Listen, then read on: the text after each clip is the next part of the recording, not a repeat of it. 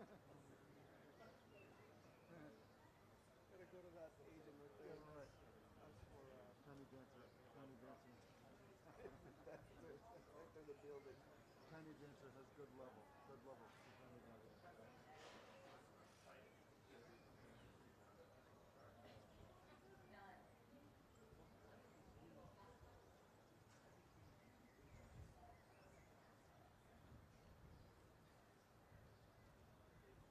How are we doing now that there's more reading? It's not as bad. Not as bad, but still But bad. if people start walking around here, then yeah. Like everyone's gonna. Yeah, once he starts, it should be just still photographers moving Yeah. around. But Okay. Let me call Susan.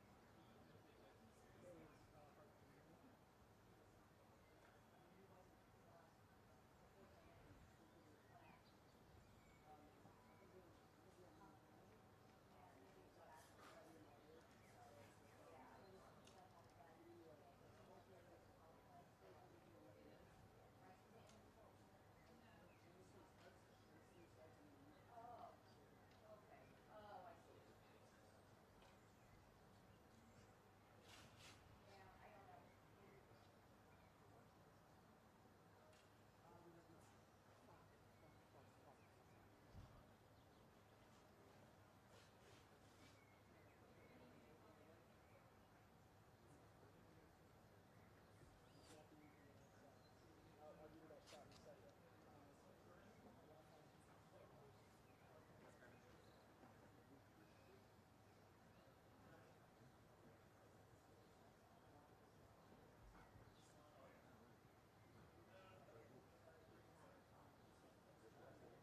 Huh?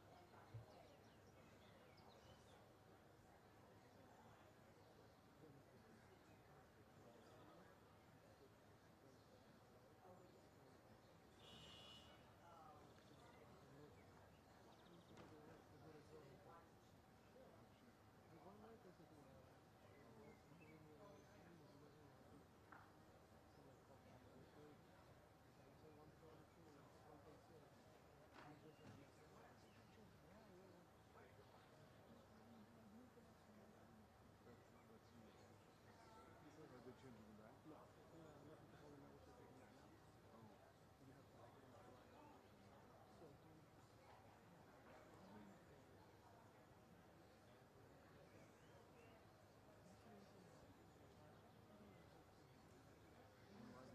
Why do you central negative and getting on why do you central? no, you have to tell that this is absolutely control. Not by Rising Central. Because how do you get rid of a thing? How do you do that?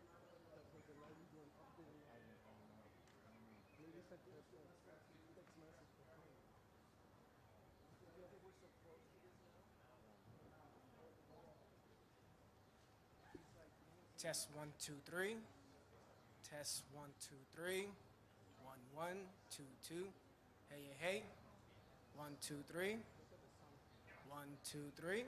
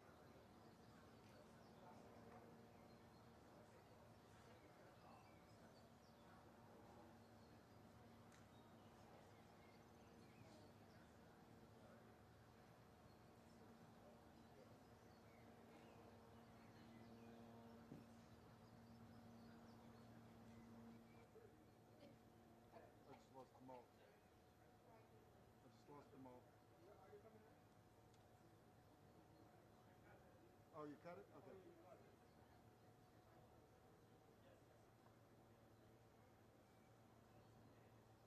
I got my shotgun up. Careful, this is up.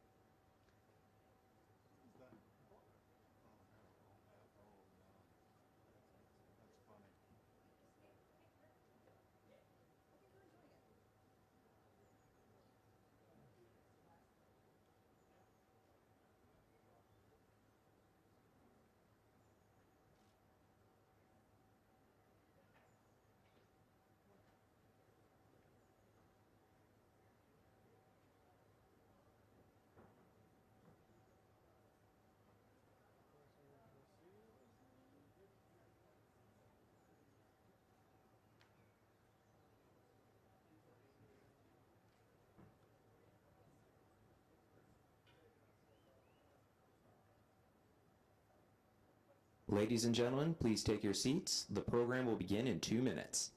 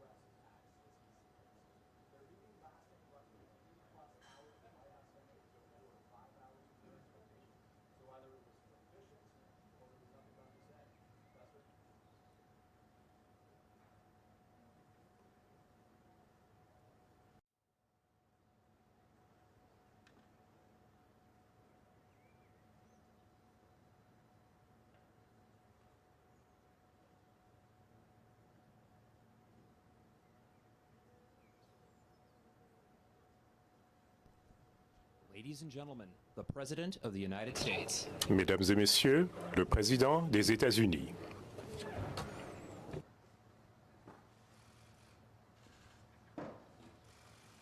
Been a long day for y'all. Vous avez passé une longue journée. I know it was easy getting into the Je sais que pre-meeting. There was no problem getting through those doors, was it? c'était pas trop difficile de franchir ces portes, n'est-ce pas? Bien, quoi qu'il en soit, bonsoir tout le monde. Well, Eh bien, je viens de conclure la dernière réunion de ce long the U.S.-Russian summit. And I know there were a lot of hype around this meeting, but it's pretty straightforward to me, the meeting. One, there's no substitute, as those of you who've covered me for a while know, for face-to-face dialogue between leaders. None. And President Putin and I had share a unique responsibility to manage the relationship between two powerful and proud countries. A relationship that has to be stable and predictable. And we should be able to cooperate where it's in our mutual interest. And where we have differences, I want President Putin to understand why I say what I say and why I do what I do, and how we'll respond to specific kinds of actions that harm America's interest. Now, I told President Putin my agenda is not against Russia or anyone else. It's for the American people. Fighting COVID-19 rebuilding our economy, reestablishing relationships around the world with our allies and friends, and protecting the American people. That's my responsibility as president. I also told him that no president of the United States could keep faith with the American people if they did not speak out to defend our democratic values, to stand up for the universal and fundamental freedoms that all men and women have, in our view. That's just part of the DNA of our country. So human rights is going to always be on the table, I told him. It's not about just going after Russia when they violate human rights. It's about who we are. How could I be the President of the United States of America and not speak out against the violation of human rights? I told him that unlike other countries, including Russia, we're uniquely a product of an idea. You've heard me say this before again and again, but I'm going to keep saying it. What's that idea? We don't derive our rights from the government. We possess them because we're born, period. And we yield them to a government. And so the forum, I pointed out to him that that's why we're going to raise our concerns about cases like Alexei Navalny. I made it clear to President Putin that we'll continue to raise issues of fundamental human rights, because that's what we are. That's who we are. The idea is we hold these truths self-evident, that all men and women, we haven't lived up to it completely, but we've always widened the arc of commitment and included more and more people. And I raised the case of two wrongfully imprisoned American citizens, Paul Whelan and Trevor Reed. I also raised the ability of Radio Free Europe and Radio Liberty to operate and the importance of a free press and freedom of speech. I made it clear that we will not tolerate attempts to violate our democratic sovereignty or destabilize our democratic elections, and we would respond. The bottom line is, I told President Putin that we need to have some basic rules of the road that we can all abide by. I also said there are areas where there's a mutual interest for us to cooperate. For our people, Russian and American people, but also for the benefit of the world and the security of the world. One of those areas is strategic stability. You asked me many times, what was I going to discuss with Putin before I came? I told you I only negotiate with the individual, and now I can tell you what I was intending to do all along. And that is to discuss and raise the issue of strategic stability and try to set up a mechanism whereby we dealt with it. We discussed in detail the next steps our country should take on arms control measures, the steps we need to take to reduce the risk of unintended conflict. And I'm pleased that we agreed today to launch a bilateral strategic stability dialogue. Diplomatic speak for saying, get our military experts and our diplomats together to work on a mechanism that can lead to control of new and dangerous and sophisticated weapons that are coming on the scene now, that reduce the times of response, that raise the prospects of accidental war. And we went into some detail of what those weapon systems were. Another area we spent a great deal of time on was cyber and cybersecurity. I talked about the proposition that certain critical infrastructure should be off limits to attack, period, by cyber or any other means. I gave them a list. If I'm not mistaken, I don't have it in front of me, 16 specific entities, 16 defined as critical infrastructure under U.S. policy, from the energy sector to our water systems. Of course, the principle is one thing. It has to be backed up by practice. Responsible countries need to take action against criminals who conduct ransomware activities on their territory.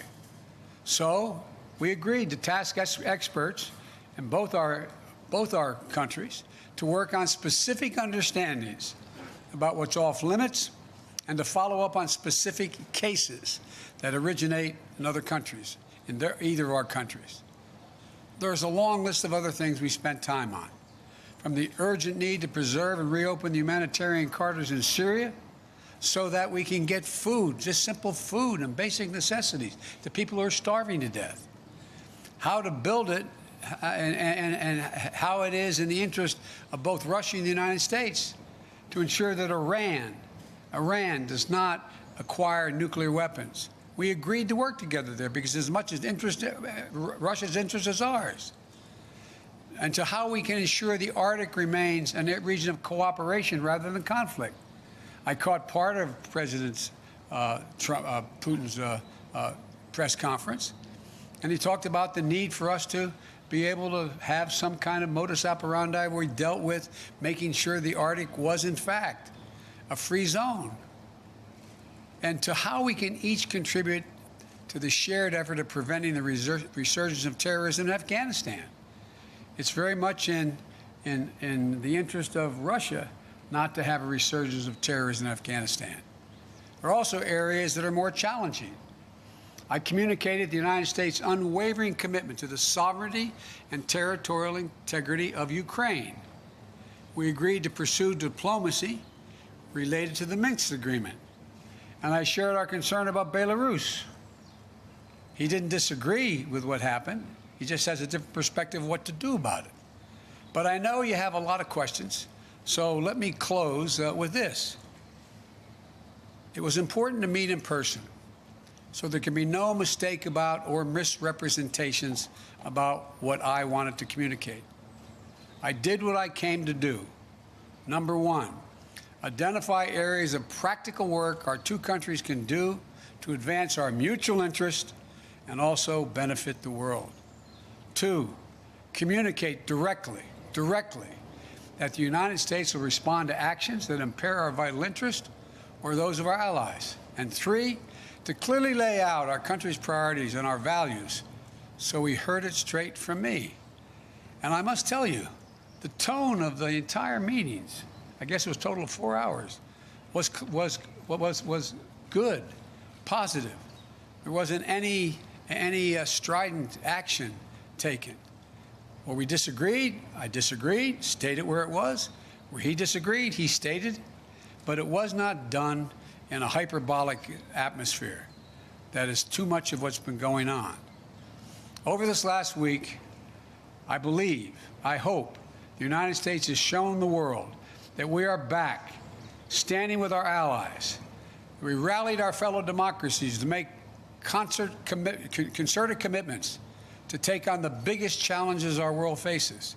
And now we've established a clear basis on how we intend to deal with Russia and the U.S.-Russian relationship. There's much more work ahead. I'm not suggesting that any of this is done. We've gotten a lot of business done on this trip. And before I take your questions, I want to say one last thing. Folks, look, this is about how we move from here. I listened to, again, a significant portion of what President Putin's press conference was. And as he pointed out, this is about practical, straightforward, no-nonsense decisions that we have to make or not make. We'll find out within the next 6 months to a year whether or not we actually have a strategic dialogue that matters. We'll find out whether we work to deal with everything from release of people in Russian prisons or not. We'll find out whether we have a cybersecurity arrangement that begins to bring some order.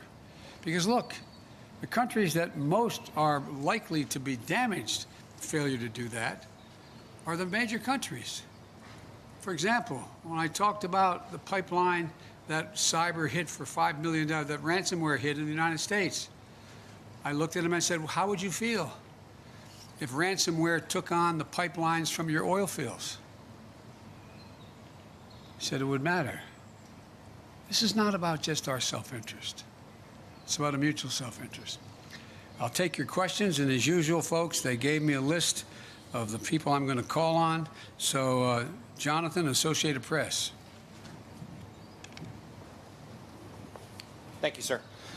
U.S. intelligence has said that Russia tried to interfere in the last two presidential elections and that Russia groups are behind hacks like SolarWinds and some of the ransomware attacks you just mentioned. Putin, in his news conference just now, accepted no responsibility for any misbehavior. Your predecessor opted not to demand that Putin stop these disruptions. So what is something that concrete, sir, that you achieved today to prevent that from happening again, and what will the consequences you threaten him? Whether I stopped it from happening again, he knows I will take action, like we did went this last time out. What happened was we, in fact, made it clear that we were not going to continue to allow this to go on. The end result was we ended up withdrawing, they went up withdrawing ambassadors. We closed down some of their facilities in the United States, et cetera. He knows there are consequences. And look, one of the consequences that I don't know, I shouldn't say this, it's unfair of me. I suspect you may all think doesn't matter. But I'm confident matters to him, and to other world leaders of big nations. His credibility worldwide shrinks. Let's get this straight. How would it be if the United States were viewed by the rest of the world as interfering with the elections directly of other countries, and everybody knew it? What would it be like if we engaged in activities that he is engaged in? It diminishes the standing of a country that is desperately trying to make sure it maintains its standing as a major world power. And so it's not just what I do, it's what the actions that other countries take, in this case Russia, that are contrary to international norms. It's the price they pay. They are not able to dictate what happens in the world. There are other nations of significant consequence, i.e. the United States of America being one of them. Mr. President, just a quick follow on the same theme of consequences. You said just now that you spoke to him a lot about human rights. What did you say would happen if opposition leader Alexei Navalny dies? I made it clear to him that I believe the consequences of that would be devastating for Russia. I'll go back to the same point. What do you think happens when he's saying it's not about hurting Navalny, all the stuff he says to rationalize the treatment of Navalny, and then he dies in prison? I pointed out to him that it matters a great deal when a country, in fact, and they asked me why I thought it was important to continue to have problems with the president of Syria. I said because there's a violation of international norm. It's called the Chemical Weapons Treaty. It can't be trusted. It's about trust. It's about their ability to influence other nations in a positive way. Look, would you like to trade our economy for Russia's economy? Would you like to trade? And by the way, we talked about trade. I don't have any problem with doing business with Russia as long as they do it based on international norms. It's in our interest to see the Russian people do well economically. I don't have a problem with that. But if they do not act according to international norms, then guess what? That only won't happen with us. It will not happen with other nations. And he kind of talked about that, didn't he, today? About how the need to reach out to other countries to invest in Russia. They won't, as long as they are convinced that, in fact, the violations, for example, the American businessman who was in house arrest, and I pointed out, you want to get American business to invest, let him go. Change the dynamic. Because American businessmen, we're ready to show up. They don't want to hang around in Moscow. Look, guys, I know we make foreign policy out to be this great, great skill that somehow is sort of like a secret code. All foreign policies is a logical extension of personal relationships. It's the way human nature functions.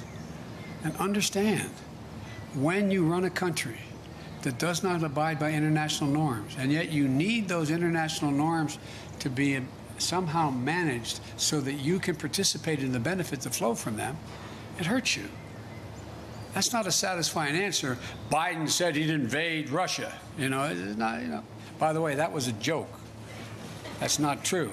But my generic point is, it is more complicated than that. David Sanger. I thought I just saw David. There he is. Thank you, Mr. President.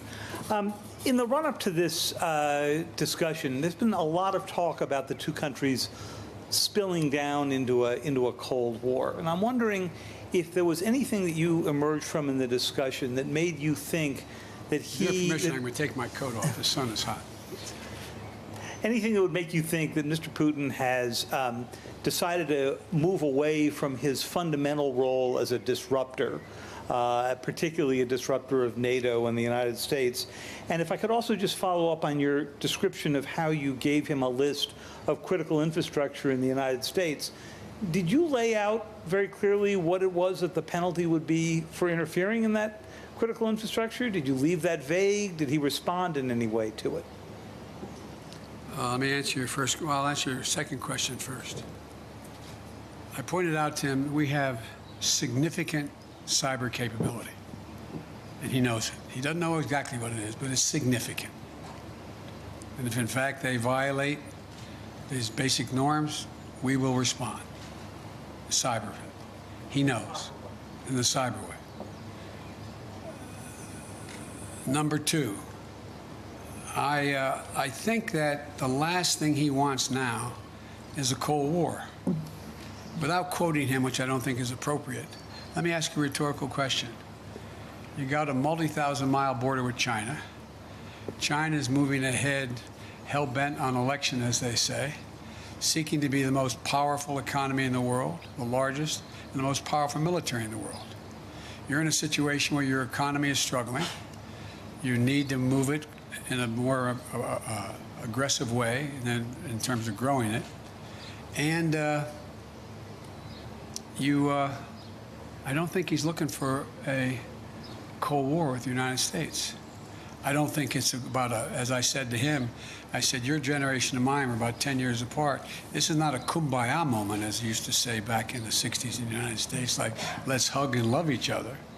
But it's clearly not in anybody's interest, your country's or mine, for us to be in a situation where we're in a new Cold War. And I truly believe he thinks that. He understands that. But that does not mean he's ready to, quote, figuratively speaking, lay down his arms and say, come on. He still, I believe, is concerned about being, quote, encircled. He still is concerned that we, in fact, are looking to take him down, et cetera. He still has those concerns. But I don't think they are the driving force as the kind of relationship he's looking for with the United States. Jennifer Jacobs.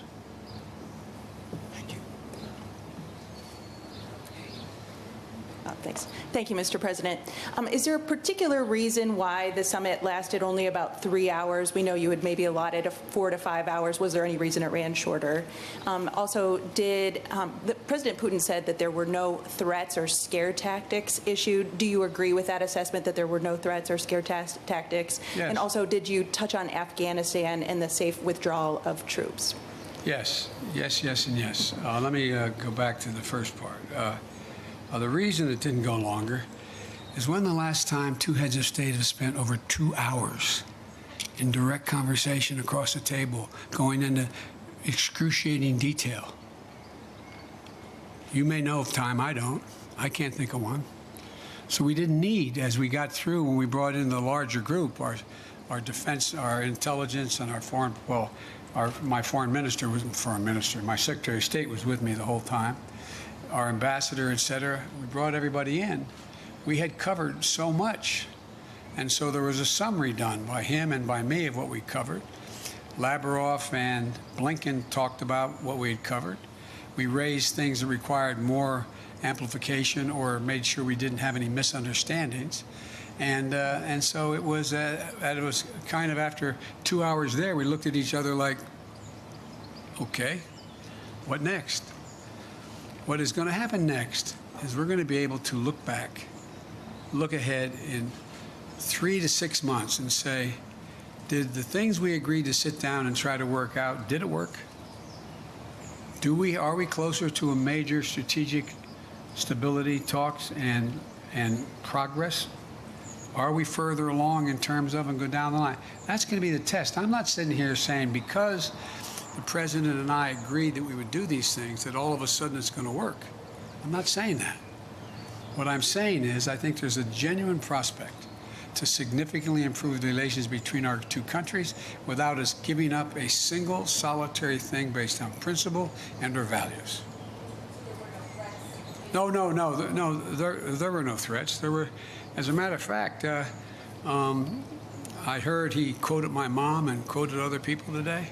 It was very, as we say, which will shock you coming from me, somewhat colloquial. and we talked about basic fundamental things. And you know how I am. I explain things based on personal basis. What happens if, for example? And so there were no threats, just as simple assertions made, and no, well, if you do that, then we'll do this, with anything I said. It was just letting him know where I stood, what I thought we could accomplish together, and what, in fact, if there were violations of American sovereignty, what we would do.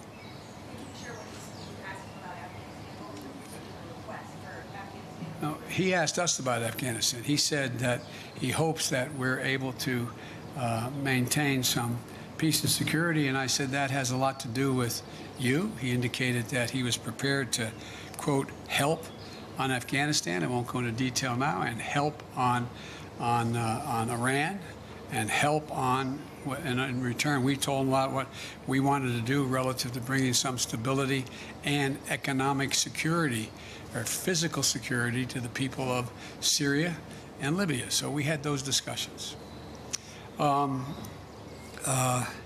Yamiche.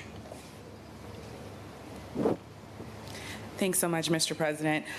Did you say that you didn't issue any threats? Were there any ultimatums made when it comes to ransomware? And how will you measure success, especially when it comes to these working groups on Russian meddling and on cybersecurity? Well, it's going to be real easy. They either, for example, on cybersecurity, are we going to work out where they take action against the ransomware criminals on Russian territory? They didn't do it. I don't think they planned it in this case. And are they going to act? We'll find out. Will we commit? What can we commit to act in terms of anything affecting, violating international norms that negatively affects Russia? What are we going to agree to do? And so I think we have real opportunities to move. And I think that one of the things that I noticed when we had the larger meeting is that people who are very, very well informed started thinking, you know, this could be a real problem. What happens if that ransomware outfit were sitting in Florida or Maine and took action, as I said, on their single lifeline to their economy, oil? It'd be devastating. And they're like, you could see them kind of go, not we'd do that, but like, whoa. So it's in everybody's interest that these things be acted on. We'll see, though, what happens from these groups we put together. The third one, yes, go ahead. Mr. President, when President Putin was questioned today about human rights, he said the reason why he's cracking down on opposition leaders is because he doesn't want something like January 6th to happen in Russia. And he also said that he doesn't want to see groups formed like Black Lives Matter. What's your response to that, please? My response is kind of what I communicated, that I think that's a ridiculous comparison.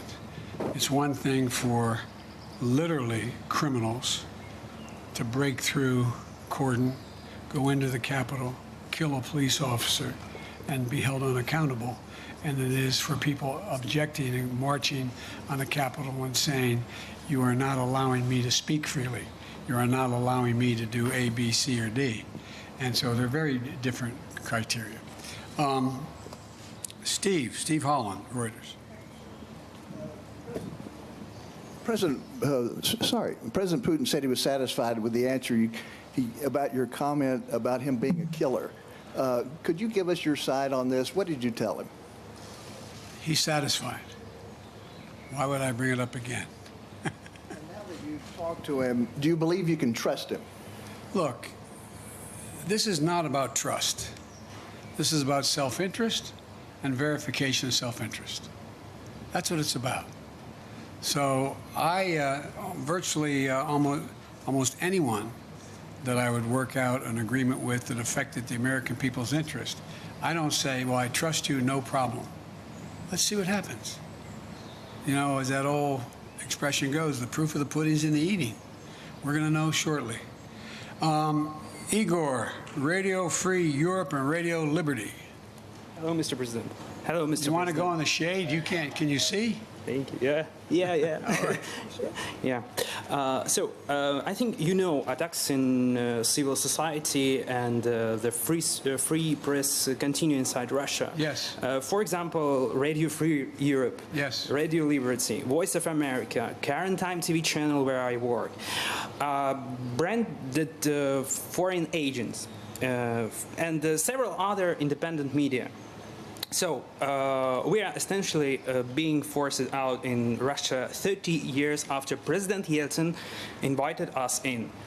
My question is, after your talks with President Putin, how interested do you think he's in improving the media climate in Russia? I wouldn't put it that way, in terms of improving the climate. I would, in fact, put it in terms of how much interest does he have in burnishing Russia's reputation that is viewed as not being contrary to democratic principles and free speech. That's a judgment I cannot make. I don't know.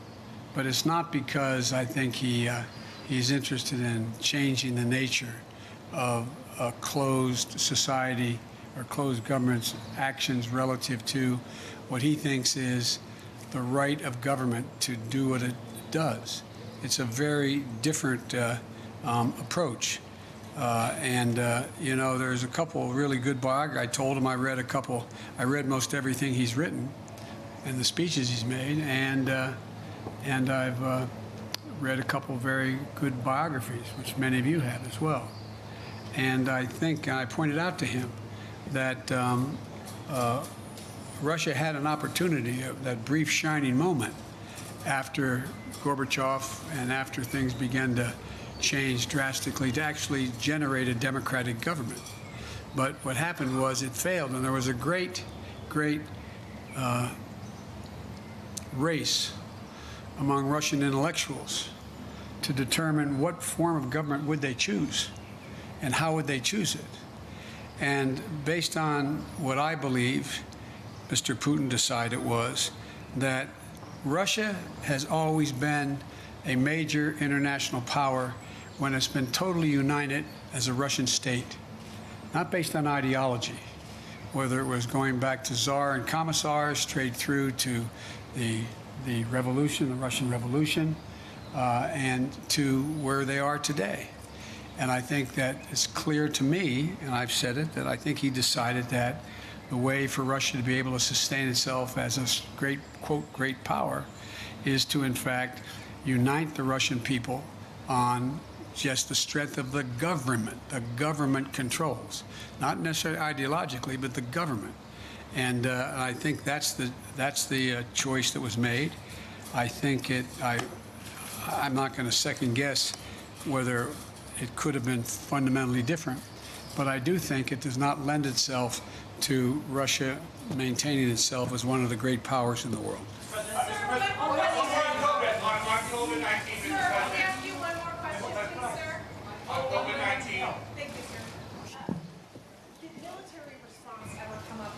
Conversation today, did you, in terms of the red lines that you laid down, is military response an option for a ransomware attack?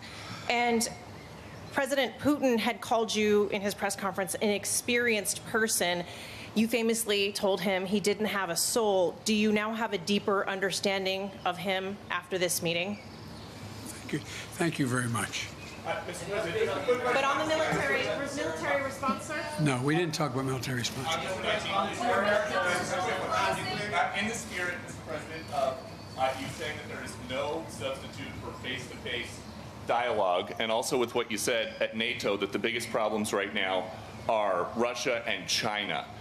You've spoken many times about how you have spent perhaps more time with President Xi than any other world leader. So is there going to become a time where you might call him, old friend to old friend, and ask him to open up China to the World Health Organization investigators who are trying to get to the bottom of COVID-19? Let's get something straight. We know each other well. We're not old friends. It's just pure business. So I guess my question would be, you've said that you were going to press China.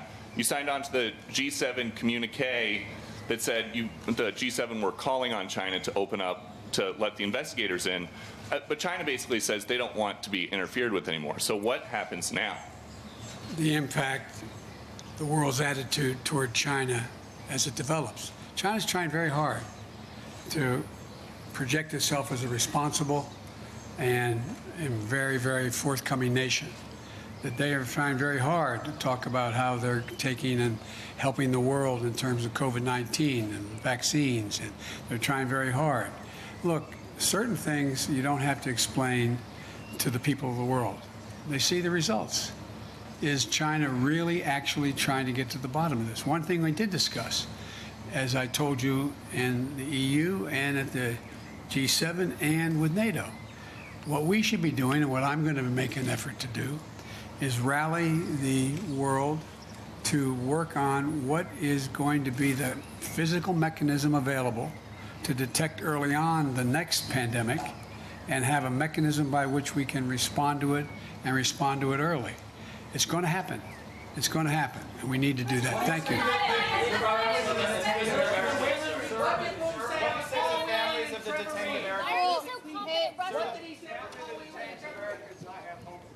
I say again, we can't hear you. I said the families of the detained Americans came up and we discussed it. We're going to follow through with that discussion. I'm not going to walk away.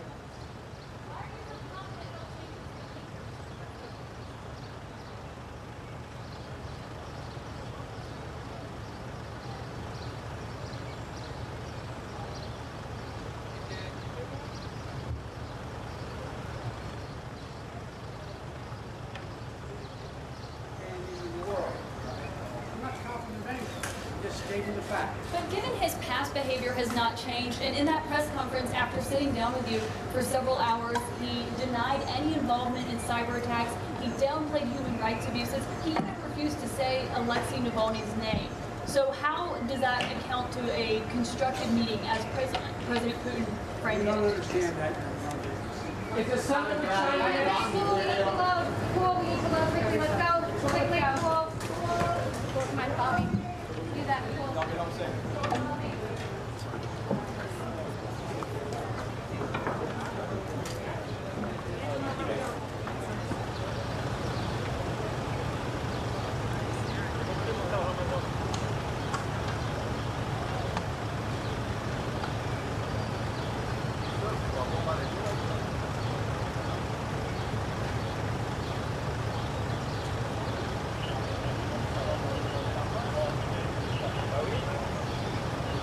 Come.